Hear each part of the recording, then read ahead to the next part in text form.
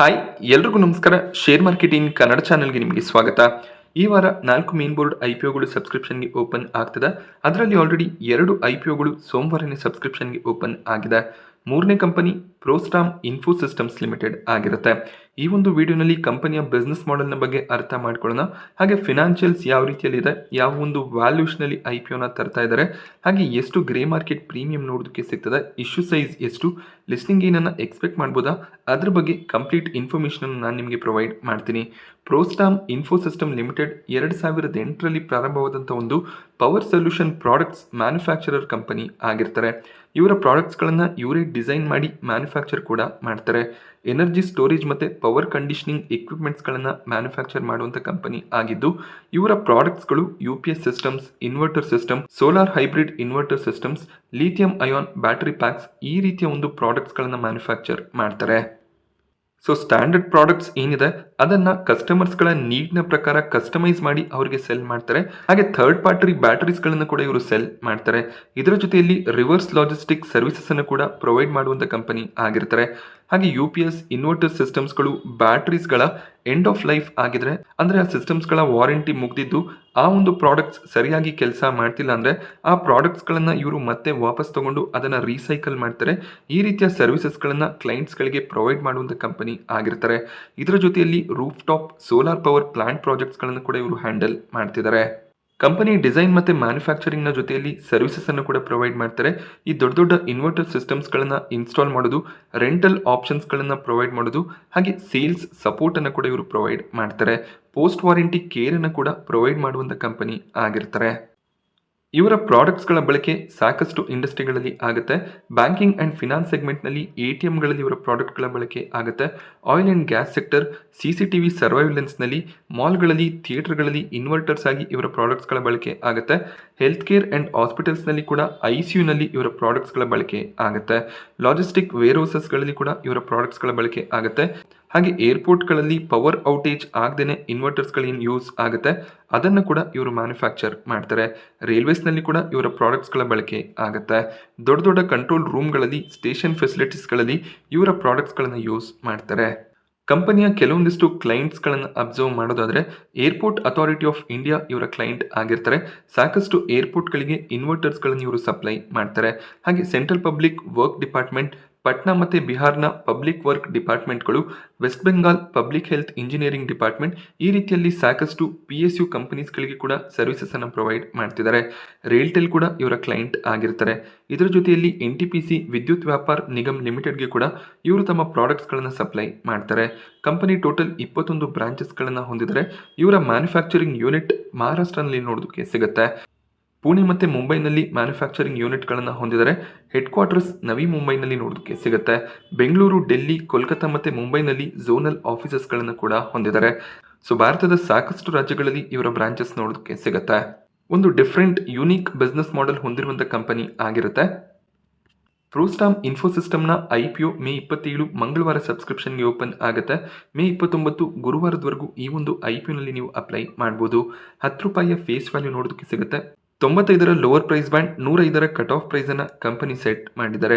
142 ಶೇರ್ಗಳ lot ಆಗಿದ್ದು minimum 142 ಶೇರ್ಸ್ಗಳಿಗೆ, ಅಂದರೆ ಒಂದು ಲಾಟ್ಗೆ ಅಪ್ಲೈ ಮಾಡಬೇಕಾಗುತ್ತೆ. ಒಂದು ಲಾಟ್ಗೆ ಅಪ್ಲೈ ಮಾಡೋದಕ್ಕೆ ₹14,910 ಬೇಕಾಗುತ್ತೆ. ಮ್ಯಾಕ್ಸಿಮಮ್ ರಿಟೇಲ್ ಕ್ಯಾಟಗರಿಯಲ್ಲಿ 13 ಲಾಟ್ಗಳಿಗೆ ಅಪ್ಲೈ ಮಾಡ್ಬೋದು. 13 ಲಾಟ್ಸ್ಗೆ ಅಪ್ಲೈ ಮಾಡೋದಕ್ಕೆ ₹1,93,830 ಬೇಕಾಗುತ್ತೆ.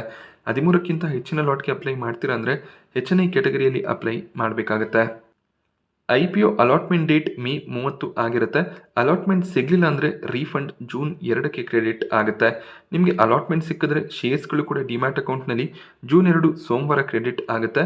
IPO ಲಿಸ್ಟಿಂಗ್ ಡೇಟ್ ಜೂನ್ 3 ಆಗಿರುತ್ತೆ.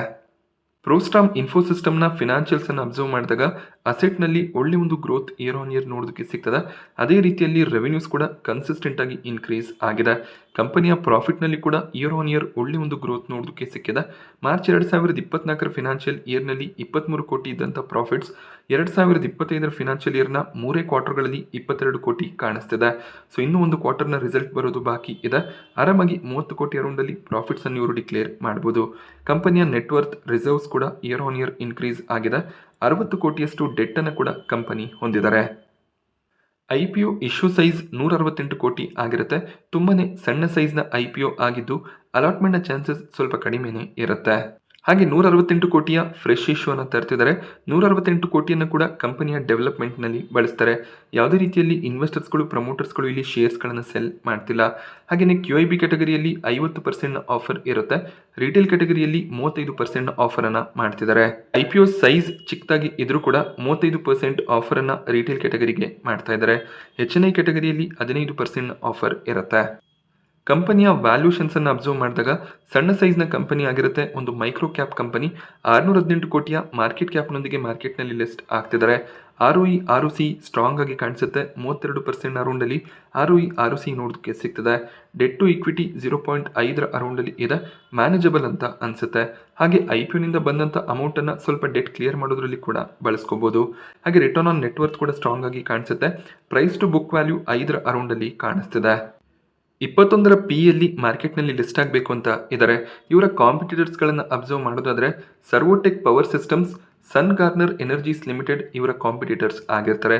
ಈ ಕಂಪನಿಗಳ PEಯನ್ನು ಅಬ್ಸರ್ವ್ ಮಾಡಿದಾಗ ಸರ್ವೋಟೆಕ್ 243 PEಯಲ್ಲಿ ಟ್ರೇಡ್ ಆಗ್ತದೆ. ಸನ್ ಗಾರ್ನರ್ 55 PEಯಲ್ಲಿ ಟ್ರೇಡ್ ಆಗ್ತದೆ. ಸೊ ಎರಡೂ ಕಂಪನಿಗಳಿಗೆ ಕಂಪೇರ್ ಮಾಡಿದಾಗ ಪ್ರೋಸ್ಟಾಮ್ ಒಳ್ಳೆ ಒಂದು ವ್ಯಾಲ್ಯೂಷನಲ್ಲಿ IPOನ ತರ್ತಿದೆ. ಸೊ ವ್ಯಾಲ್ಯೂಷನ್ ಸ್ಟ್ರಾಂಗ್ ಆಗಿ ಕಾಣಿಸ್ತಿದೆ. ಕಂಪನಿಯ ಸ್ಟ್ರೆಂತ್ಸ್ ಅನ್ನು ಅಬ್ಸರ್ವ್ ಮಾಡೋದಾದರೆ ಸಾಕಷ್ಟು ಇಂಡಸ್ಟ್ರೀಸ್ಗಳಿಗೆ ಪ್ರಾಡಕ್ಟ್ಸನ್ನು ಸಪ್ಲೈ ಮಾಡ್ತಾರೆ. ಒಂದು ಡೈವರ್ಸಿಫೈಡ್ ಪ್ರಾಡಕ್ಟ್ ಪೋರ್ಟ್ಫೋಲಿಯೋ ಹೊಂದಿರುವಂಥ ಕಂಪನಿ ಆಗಿರ್ತಾರೆ. ಹಾಗೆ ಒಂದು ಸ್ಟ್ರಾಂಗ್ ಹ್ಯೂಜ್ ಕಸ್ಟಮರ್ ಬೇಸನ್ನು ಹೊಂದಿರುವಂಥ ಕಂಪನಿ ಆಗಿದ್ದು ಅವರ ಜೊತೆಯಲ್ಲಿ ಸ್ಟ್ರಾಂಗ್ ರಿಲೇಷನ್ಶಿಪ್ಪನ್ನು ಕೂಡ ಮೇಂಟೈನ್ ಮಾಡ್ತಿದ್ದಾರೆ. ಡಿಸ್ಟ್ರಿಬ್ಯೂಷನ್ ನೆಟ್ವರ್ಕ್ ಕೂಡ ಸ್ಟ್ರಾಂಗ್ ಆಗಿ ಕಾಣಿಸುತ್ತೆ. ಬ್ಯಾಲೆನ್ಸ್ ಶೀಟ್ ಸ್ಟ್ರಾಂಗ್ ಆಗಿದೆ. ಫಿನಾನ್ಷಿಯಲ್ ರೆಕಾರ್ಡ್ ಕೂಡ ಸ್ಟ್ರಾಂಗ್ ಆಗಿ ಕಾಣಿಸ್ತಿದೆ. ಪ್ರಮೋಟರ್ಸ್ ಮತ್ತು ಡೆಡಿಕೇಟೆಡ್ ಮ್ಯಾನೇಜ್ಮೆಂಟ್ ಟೀಮ್ ಕೂಡ ಒಳ್ಳೆ ಒಂದು ಎಕ್ಸ್ಪೀರಿಯನ್ಸ್ಡ್ ಆಗಿರ್ತಾರೆ. ಕೆಲವೊಂದಿಷ್ಟು ವೀಕ್ನೆಸ್ಗಳು ಕೂಡ ನೋಡೋದಕ್ಕೆ ಸಿಗುತ್ತೆ. ಈ ಒಂದು ಬಿಸ್ನೆಸ್ ಏನಿದೆ ಕ್ಯಾಪಿಟಲ್ ಇಂಟೆನ್ಸಿವ್ ಬಿಸ್ನೆಸ್ ಆಗಿರುತ್ತೆ. ಅಂದರೆ ಕ್ಲೈಂಟ್ಗಳಿಂದ ಅಮೌಂಟನ್ನು ಪಡ್ಕೊಳ್ಳೋದಕ್ಕೂ ಮೊದಲು ಇವರು ಆ ಒಂದು ಮ್ಯಾನುಫ್ಯಾಕ್ಚರಿಂಗ್ನಲ್ಲಿ ಡಿಸೈನ್ನಲ್ಲಿ ಇನ್ವೆಸ್ಟ್ಮೆಂಟನ್ನು ಮಾಡಬೇಕಾಗುತ್ತೆ. ಅದಾದಮೇಲೆ ಆ ಪ್ರಾಡಕ್ಟ್ಸ್ಗಳನ್ನು ಸೆಲ್ ಮಾಡಿ ಅದರಿಂದ ಇವರು ಪ್ರಾಫಿಟ್ಸನ್ನು ಜನರೇಟ್ ಮಾಡಬೇಕು. ಹಾಗೆ ಕೆಲವೊಂದಿಷ್ಟು ಸಂದರ್ಭಗಳಲ್ಲಿ ಆರ್ಡರ್ಸ್ ಬರಲಿಲ್ಲ ಅಂದರೆ ವೇರ್ಹೌಸ್ನಲ್ಲೇ ಪ್ರಾಡಕ್ಟ್ಸ್ಗಳನ್ನು ಮೇಂಟೈನ್ ಮಾಡಬೇಕಾಗುತ್ತೆ. ಸೊ ಅದರಿಂದ ಸ್ವಲ್ಪ ಫಿನಾನ್ಷಿಯಲ್ ಕ್ರೈಸಿಸ್ ಬರ್ಬೋದು. ಹಾಗೆ ಇವರ ಮ್ಯಾನುಫ್ಯಾಕ್ಚರಿಂಗ್ ಯೂನಿಟ್ ಮಹಾರಾಷ್ಟ್ರನಲ್ಲಿ ನೋಡೋದಕ್ಕೆ ಸಿಗುತ್ತೆ. ಬೇರೆ ಬೇರೆ ಕಡೆಗಳಿಗೆ ಪ್ರಾಡಕ್ಟ್ಸನ್ನು ಸಪ್ಲೈ ಮಾಡೋದಕ್ಕೆ ಸ್ವಲ್ಪ ಟ್ರಾನ್ಸ್ಪೋರ್ಟೇಷನ್ ಕಾಸ್ಟ್ ಹೆಚ್ಚಾಗಿ ಬರ್ಬೋದು. ಈ ರೀತಿಯ ಒಂದು ರಿಸ್ಕ್ ಕಂಪನಿಯಲ್ಲಿ ನೋಡೋದಕ್ಕೆ ಸಿಗುತ್ತೆ. ಬಟ್ ಇದೆಲ್ಲ ಮ್ಯಾನೇಜಬಲ್ ರಿಸ್ಕ್ ಆಗಿರುತ್ತೆ. ಪ್ರೋಸ್ಟಾಮ್ ಇನ್ಫೋಸಿಸ್ಟಮ್ನ IPO register caffeine technologies limited ಆಗಿದ್ದು ಇವರ ವೆಬ್ಸೈಟ್ನಲ್ಲಿ ಅಲಾಟ್ಮೆಂಟ್ ಸ್ಟೇಟಸನ್ನು ಚೆಕ್ ಮಾಡ್ಕೋಬೋದಾಗುತ್ತೆ. ಕೊನೆಯದಾಗಿ ಎಷ್ಟು ಗ್ರೇ ಮಾರ್ಕೆಟ್ ಪ್ರೀಮಿಯಂ ನೋಡೋದಕ್ಕೆ ಸಿಗ್ತದೆ ಅಂದರೆ ಇಲ್ಲಿವರೆಗೂ ಯಾವುದೇ ರೀತಿಯ ಪ್ರೀಮಿಯಂ ನೋಡೋದಕ್ಕೆ ಸಿಗ್ತಿಲ್ಲ. ಕಂಪನಿ ₹105 ಪ್ರೈಸನ್ನು ಸೆಟ್ ಮಾಡಿದ್ದಾರೆ. 15ರಿಂದ 20 ರೂಪಾಯಿಯ ಪ್ರೀಮಿಯಂ ಇದ್ರೂ ಕೂಡ ಒಳ್ಳೆ ಒಂದು ಪ್ರೀಮಿಯಂ ಆಗುತ್ತೆ. ಒಳ್ಳೆ ಒಂದು ಬಿಸ್ನೆಸ್ ಮಾಡೆಲ್ ಇದೆ. ಸ್ಟ್ರಾಂಗ್ ಫಿನಾನ್ಷಿಯಲ್ಸ್, ಬ್ಯಾಲೆನ್ಸ್ ಶೀಟ್ ಕೂಡ ಸ್ಟ್ರಾಂಗ್ ಆಗಿ ಕಾಣಿಸುತ್ತೆ. ಕಾಂಪಿಟೇಟರ್ಸ್ಗಳಿಗೆ ಕಂಪೇರ್ ಮಾಡಿದಾಗ ಒಳ್ಳೆ ವ್ಯಾಲ್ಯೂಷನಲ್ಲಿ IPOನ ತರ್ತಿದ್ದಾರೆ. ಆದ್ದರಿಂದ ಲಾಂಗ್ ಟರ್ಮ್ ಪರ್ಸ್ಪೆಕ್ಟಿವ್ನಿಂದ ಕೂಡ ಅಪ್ಲೈ ಮಾಡ್ಬೋದು. ಬಟ್ ಯಾವುದೇ ರೀತಿಯ ಗ್ರೇ ಮಾರ್ಕೆಟ್ ಪ್ರೀಮಿಯಂ ಕಾಣಿಸ್ತಿಲ್ಲ ಅಂದರೆ ಸೊ ಮಾರ್ಕೆಟ್ನಲ್ಲಿ ಲಿಸ್ಟ್ ಆದಮೇಲೆ ಸ್ವಲ್ಪ ಶೇರ್ಸ್ಗಳನ್ನು ಬೈ ಮಾಡ್ಕೋಬೋದಾಗುತ್ತೆ. ಸೊ ನಾನು ನಿಮಗೆ ಪ್ರೋಸ್ಟಾಮ್ ಇನ್ಫೋಸಿಸ್ಟಮ್ನ ಬಗ್ಗೆ ಕೊಟ್ಟಂಥ ಇನ್ಫಾರ್ಮೇಷನ್ ಇಷ್ಟ ಆದರೆ ವಿಡಿಯೋನ ಲೈಕ್ ಮಾಡಿ. ಹಾಗೆ ಇದೇ ರೀತಿಯ ಮಾರ್ಕೆಟ್ ಅಪ್ಡೇಟ್ಸ್ಗಳಿಗೋಸ್ಕರ ಚಾನಲ್ನ ಸಬ್ಸ್ಕ್ರೈಬ್ ಮಾಡ್ಕೊಳ್ಳಿ. Thank you friends.